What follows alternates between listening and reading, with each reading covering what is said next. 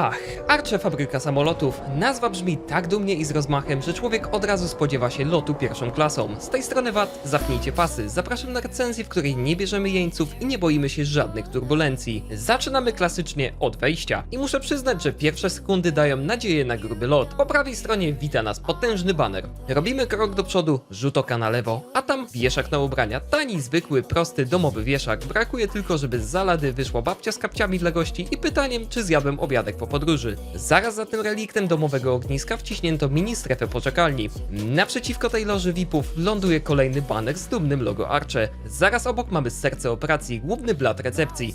I tutaj wjeżdża mały szok, bo muszę oddać im sprawiedliwość. Obsługa jest tu naprawdę miła, konkretna i ogarnięta. Bądźmy szczerzy, w hotelowych realiach to zjawisko rzadsze niż wolny leżak na basenie o 8 rano. Klucze w dłoni i ruszamy korytarzem na poszukiwania naszego azylu. I powiem wam, że ten spacer celowo usypia czujność. Jest tu wręcz do bólu poprawnie. Na podłodze beżowa wykładzina, która, uwaga, trzymajcie się foteli, jest czysta. W moich śledztwach to zjawisko rzadsze niż Yeti. Do tego białe ściany, obowiązkowa porcja losowej hotelowej sztuki, żeby nie wyglądało jak w przychodni NFZ. I futryny dumnie udające prawdziwy dąb. No po prostu luksus pełną gębą, prawda? Ale zapnijcie pasy, bo ta cała korytarzowa elegancja to jedna wielka zasłona dymna.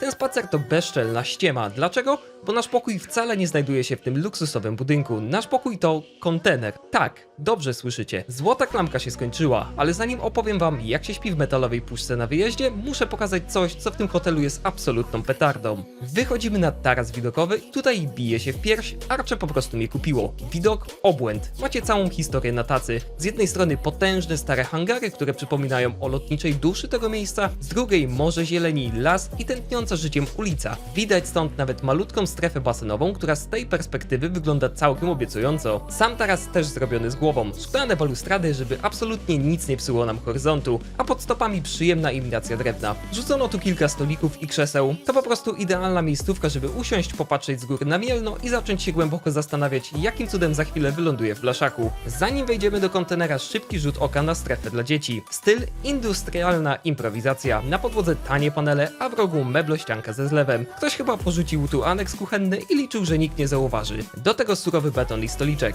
Ale uwaga, estetykę ratuje jeden detal, za drzwiami czai się PS5. Design to niezły wypadek przy pracy, ale przynajmniej doskonale wiedzą, jak uciszyć marudzące dziecko w 5 sekund. No dobrze, czas na moment prawdy. Klucze w dłoni i ruszamy na poszukiwania naszego pokoju numer 20. W liśniących hotelowych folderach dumnie nazywałem to zjawisko ekoboxem. Brzmi super, prawda? Ekologicznie, innowacyjnie, po prostu ratujemy planetę jednym noclegiem. Szkoda tylko, że drogę do tego ekologicznego raju, cóż, swoje lata świetności ma już dawno za sobą. Treptamy ścieżką, która wygląda tak, jakby pamiętała jeszcze pierwsze testy silników z sąsiedniego hangaru. Po prawej stronie mijamy potężną, mocno nadszarpniętą zębem czasu halę, ale spokojnie do niej jeszcze wrócimy, bo to materiał na zupełnie oddzielne śledztwo. My tymczasem twardo odbijamy w lewo i są one, kontenery. I tu muszę być brutalnie szczery, na pierwszy rzut oka to wygląda naprawdę obiecująco. Te surowe blaszane bryły mają swój unikalny, ciężki charakter, a industrialnego klimatu podbijają jeszcze te porozstawione dookoła beczki. To jest ten moment, kiedy stajesz, kiwasz głową i myślisz, kurczę, to faktycznie ma styl. Niestety czar pryska szybciej niż obietnice z ulotek. Wystarczy tylko, że spuścicie wzrok odrobinę niżej. Cała ta elitarna armia kontenerów stoi na trawniku, który błaga o dobicie. Wygląda to tak, jakby hotelowy ogrodnik rzucił wypowiedzeniem w zeszłej dekadzie. Albo ktoś z zarządu uznał, że dzika, nieokiełznana puszcza to darmowy upgrade do pakietu eko. Chwasty, kępki niedokoszonej trawy i ogólny bałagan sprawiają, że czujesz się jak na zapleczu budowy, po której kierownik zapomniał po wylaniu fundamentu. Design designem. Bardzo szanuję ten surowy lotniczy vibe, ale o otoczenie wypadałoby jednak zadbać, szczególnie jeśli na koniec dnia każecie swoim gościom spać w metalowej puszce za ciężkie pieniądze. Zatem zapraszam do naszego nowego lokum. Otwieramy drzwi i pierwsze co rzuca nam się w oczy to dziwne brązowe zwierzę, które jakimś cudem przypamiętało się ze mną jeszcze z Jarosławca. Spokojnie, to tylko Diesel. Mój prywatny czekoladowy inspektor nadzoru budowlanego. Po uspokojeniu tego groźnego strażnika ruszamy na właściwy obchód tego blaszano-metalowego raju. Zaczynamy od głównej sypialni. Wykończenie nazwijmy to stylem rozpaczliwie surowym. Na ścianach wylądowały gołe drewniane listewki, a na podłodze szare najtańsze panele, które wyglądają jakby urwały się prosto z wyprzedaży w marakecie budowlanym. Mamy tu za to całkiem wygodne łóżko, tuż za którym znajduje się okno. Naprzeciwko okna stoi szafa, która została innowacyjnie zintegrowana z drzwiami. Powiem wprost, prywatności to one nie zapewniają absolutnie żadnej. Wychodzimy, odwracamy się i rzut oka na lewo. Wita nas mała kanapa, obok której mamy okno i klimatyzator. Urządzenie premium nie ma co i tu musimy się na moment zatrzymać. Klima na pierwszy rzut oka wygląda legitnie, ale jak tylko ją odpalicie, wali z niej grzybem tak, że aż chce się iść na grzybobranie. Idziemy dalej, trafiamy na kuchnię. Mamy tu blat, pod spodem ukrytą lodówkę, a nad nią kilka szafek. Wyposażenie to absolutne minimum socjalne. Od kilka szklanek i podstawowy sprzęt przetrwania, żebyście przypadkiem nie pomyśleli, że można tu zaszaleć kulinarnie. Zaraz za tą strefą kulinarną prosto w oczy rzuca się potężna skrzynia z bezpiecznikami. Co ciekawe, data produkcji to 2021 rok, czyli sprzęt świeży. Szkoda tylko, że wystawiony na widok publiczny jak dzieło sztuki współczesnej. Czuję się, jakbym spał w rozdzielni prądu. Naprzeciwko skrzynki mamy łazienkę. Tutaj totalna, przewidywalna klasyka. Po lewej umywalka z lustrem, obok toaleta, a naprzeciwko prysznic. A żeby nie było zbyt nudno, na podłogę wleciał motyw w stylu 3D. Pewnie po to, żeby człowiek miał o czym myśleć i nie dostał halucynacji podczas porannego mycia zębów. No i czas na ostatnie pomieszczenie, drugą sypialnię. Wchodzimy, a tam okno, które wpatruje się prosto w te same surowe drewniane ściany. Główną atrakcją są tu łóżka i wisząca nad nimi czarna lampa. Naprzeciwko nich stoi kolejna szafa z wieszakami, a zaraz obok, w ramach hotelowej kołysanki do snu, wisi wielki boiler. Nic tak nie relaksuje na wyjeździe jak majestatyczne buczenie 50 litrów wrzątku tuż obok ucha. A na sam finał tego obchodu prawdziwy smaczek. Popatrzcie tylko na tę przepiękną dbałość o szczegóły. Po prostu 5 gwiazdek za innowacyjne podejście do wentylacji ram okiennych. Standard premium, nie mam pytań. Skoro metalową puszkę przetrwania mamy już szczęśliwie za sobą, czas rzucić robocze ciuchy i udać się do strefy premium. Znaczy, może słowo premium to w tym wypadku lekka przesada, ale na pewno jest to strefa dodatkowo płatna. Więc portfel od razu powinien czuć respekt. Mowa o tej wielkiej, szarej i surowej hali odlotów, która dumnie pnie się tuż przy spękanej asfaltowej drodze. Idziemy w jej stronę, bacznie obserwując okolice, czyli nasze ukochane, zarośnięte chwastami ekoboksy, tak żeby przypadkiem nie zapomnieć, z jakiego luksusu właśnie uciekliśmy.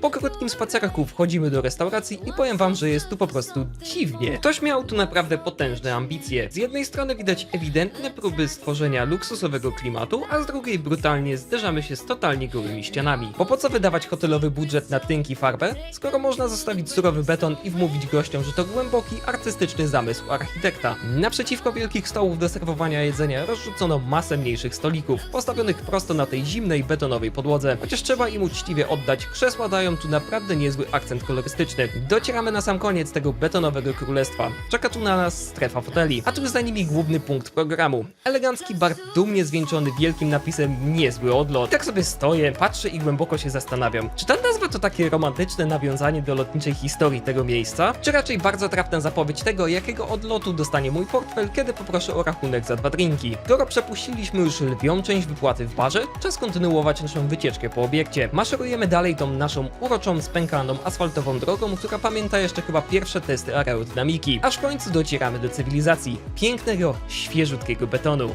Zaraz po prawej stronie wita nas kolejna duma hotelu, czyli tak zwana strefa chillu. W praktyce zwykłe, do bólu nudne, białe krzesła połączone z równie białymi plastikowymi stolikami. A wszystko to oczywiście rzucone na nasz ulubiony, zachwaszczony trawnik. Pełen relaks w objęciach dzikiej natury.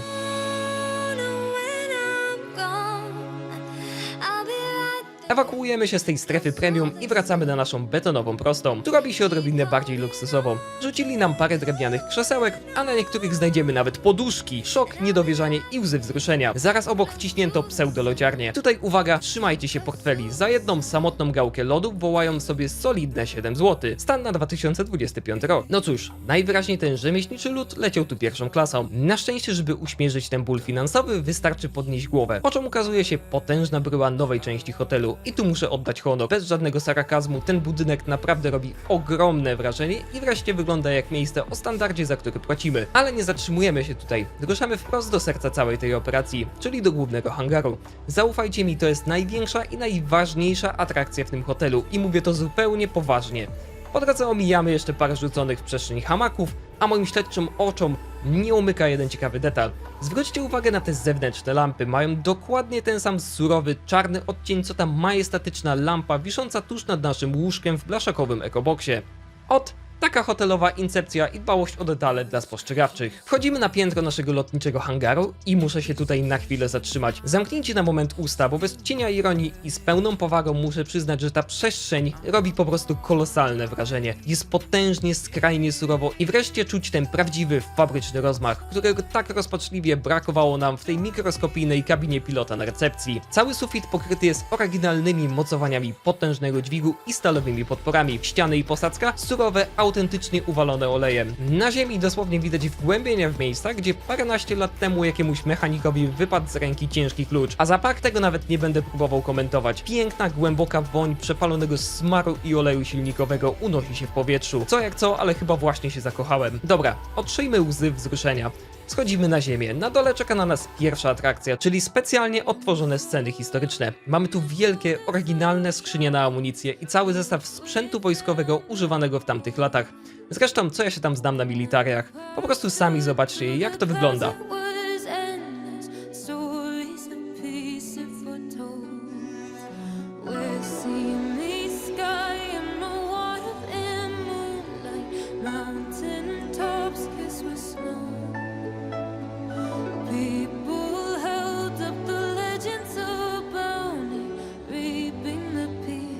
Gdyby jednak ten historyczny szok oraz fakt, w jakim obłędnie dobrym stanie to wszystko zachowano, zwalił was z nóg, spokojnie. Zaraz obok pierwszej wystawy hotel rzucił palety z poduszkami. Obracamy się i naszym śledczym oczom ukazują się dwa potężne wojskowe wozy. Może nie jest to technologiczny standard XXI wieku, ale stan tych maszyn robi kosmiczne wrażenie. Do dyspozycji fanów motoryzacji jest ciężarówka oraz wóz bojowy. I teraz uwaga, absolutny majstersztyk. Na podłodze pod nimi widać świeże plamy oleju kapiącego prosto z podwozia. Nie wiem, czy to celowy zabieg marketingowy, czy po prostu te potwory dalej żyją swoim własnym życiem, ale klimat jest nie do podrobienia.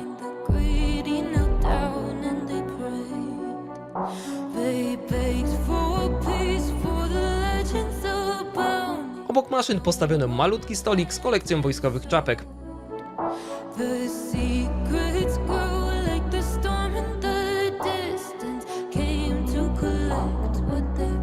A tuż za nimi czai się prawdziwy czarny kruk. Przepiękne, prawdopodobnie cywilne auto retro, którego stan wizualny po prostu zrywa papę z dachu.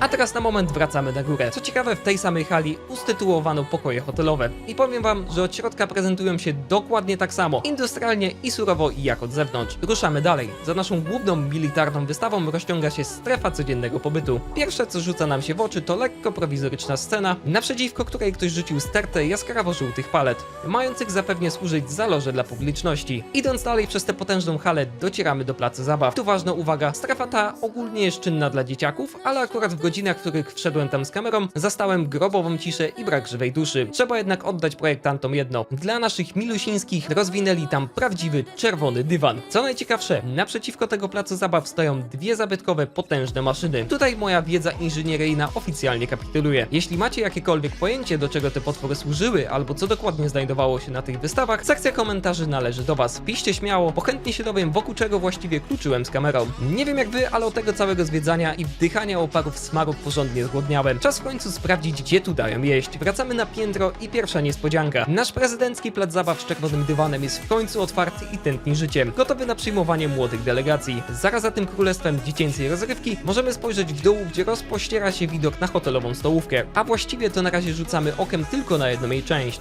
Nawet z tej perspektywy z góry wyraźnie widać, że z designem nikt się tu nie patyczkował. Przestrzeń jest do bólu surowa, krzesła są oczywiście metalowe, żeby wam plecy za bardzo nie odpoczęły przy śniadaniu, a rolę doniczek pełnią potężne, przemysłowe paletopojemniki, czyli tak zwane mausery, z których dumnie wystaje zieleń. No mówię wam, projektant roku nie brał jeńców. Na samym środku tej sterty dumnie pręży się stół z jedzeniem i trzeba mu dodać, to prawdziwy gigant, który jako jedyny element w całym tym surowym otoczeniu rozpaczliwie próbuje udawać elegancję, bo przykryli go całkiem ładnym białym obrusem. Taka samotna oaza luksusu na środku betonowego poligonu, ale zanim do niego dotrzemy, czeka nas mała przeprawa. Uderzamy w stronę klatki schodowej na górze i powiem wam, tu robi się autentycznie strasznie. Przez moment poczułem się, jakbym kręcił odcinek o urbexie i zwiedzał opuszczony budynek.